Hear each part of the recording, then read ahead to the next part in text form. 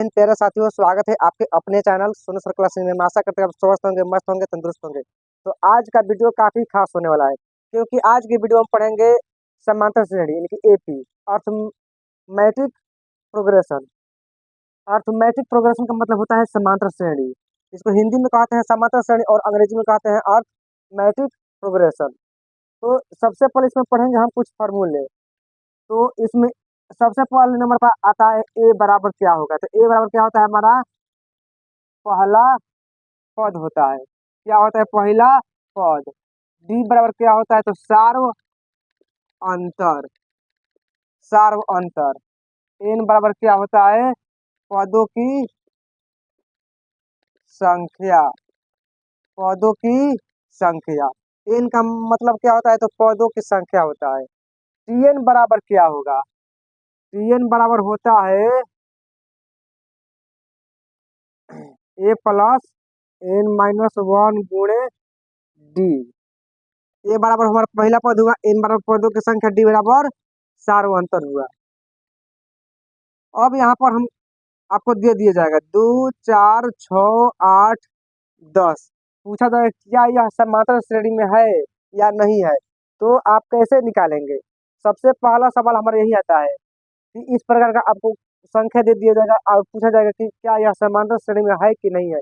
तो आप क्या कीजिएगा, यहाँ पर हमारा ये A1 हो गया, ये हमारा A2 हो गया।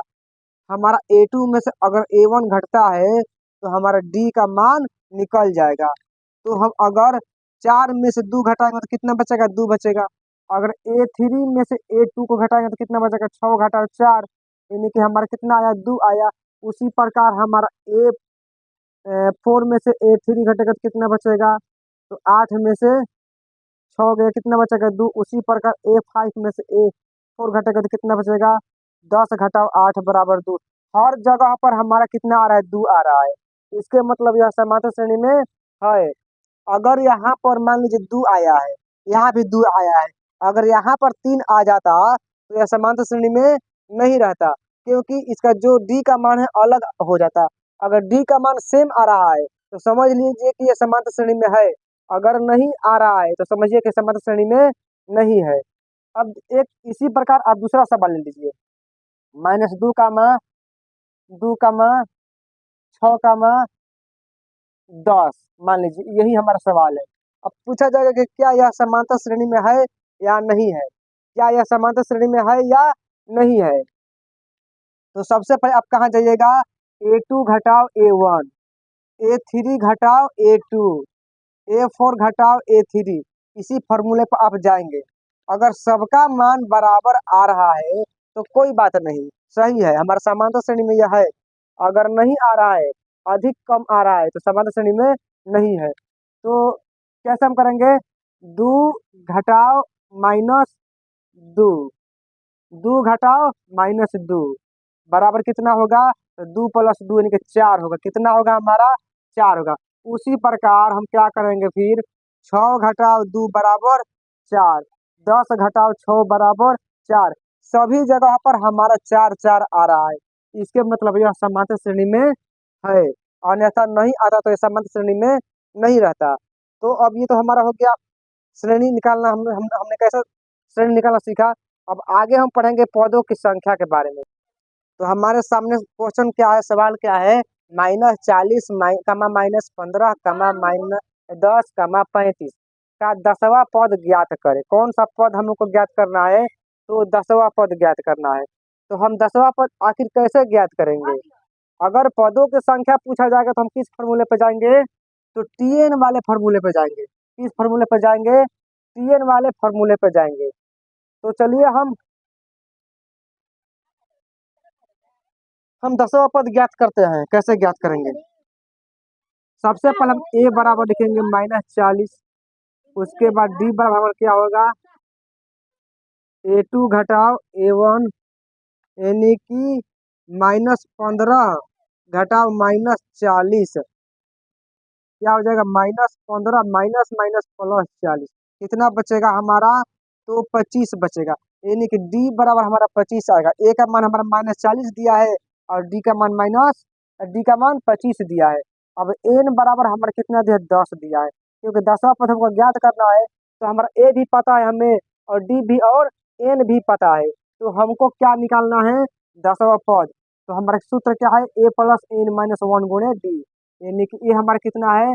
तो -40 प्लस 10 - 1 गुणे 25, -40 50 -40 प्लस 10 में से गए 9 बचेगा, 9 गुणे 25। 25 का पहाड़ा अगर हम 9 बार पढ़ेंगे तो कितना होगा? पहले हम गुणा करेंगे, यहाँ पर हम पहले गुणा करेंगे।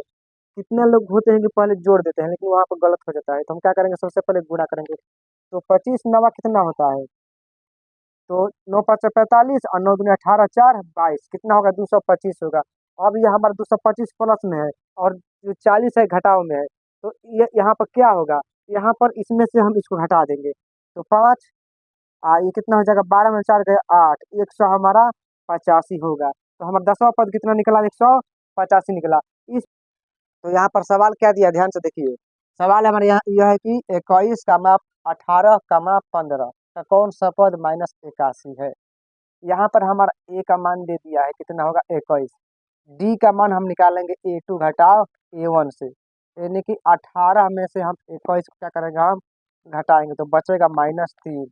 और हमारा ए का मान और डी का मान पता हमें है, लेकिन हमें एन का मान पता करना है। एन का मान हमें पता नहीं है, तो हम फॉर्मूला तो पर वही रहेगा, क्योंकि पदों की संख्या के बारे में यहाँ पर पूछ रहा है। तो क्या होगा हमारा? ए प्लस एन माइनस वन गुणे डी, टी एन बराबर, तो हमारा टी एन कितना है? -81 है। ए कितना हमारा है? तो ए हमारा 21 है। उसके बाद हमारा 21 प्लस हमारा क्या होगा? एन हमको पता नहीं है, तो एन -1 और डी का मान हमें कितना पता है? तो -3 आया है यहाँ पर, तो ये हमारा सब हो गया। अब हम क्या लिखेंगे? -81 बराबर 21 प्लस -3n और माइनस माइनस +3, -3n और माइनस माइनस +3। यहाँ पर क्या होगा? -81 बराबर 21 और -3n +3, -81 बराबर -3n प्लस कितना हो जाएगा? 21 3 24। ये वाला हमारा 24 चला जाएगा इस साइड में, तो अभी तो प्लस में था, लेकिन इस साइड में जाएगा तो किस में हो जाएगा? माइनस में। तो -3n बराबर हमारा कितना हो जाएगा? तो -4 1 5 8 2 10, 105 हो गया, माइनस माइनस हमारा कट गया। एन बराबर 105 बटा में 3, तीतरी के 9 और 3 5 15, तो हमारा एन का मान कितना आ जाएगा? 35 आएगा। कितना आएगा? 35 आएगा। इस प्रकार हमारा एन का मान प्राप्त हुआ। तो आप लोग का वीडियो कैसा लगा? आप लोग कमेंट में बताइएगा, और नए होंगे तो सब्सक्राइब करना ना भूलिएगा और लाइक और शेयर करना ना भूलिएगा। तब तक के लिए जय हिंद।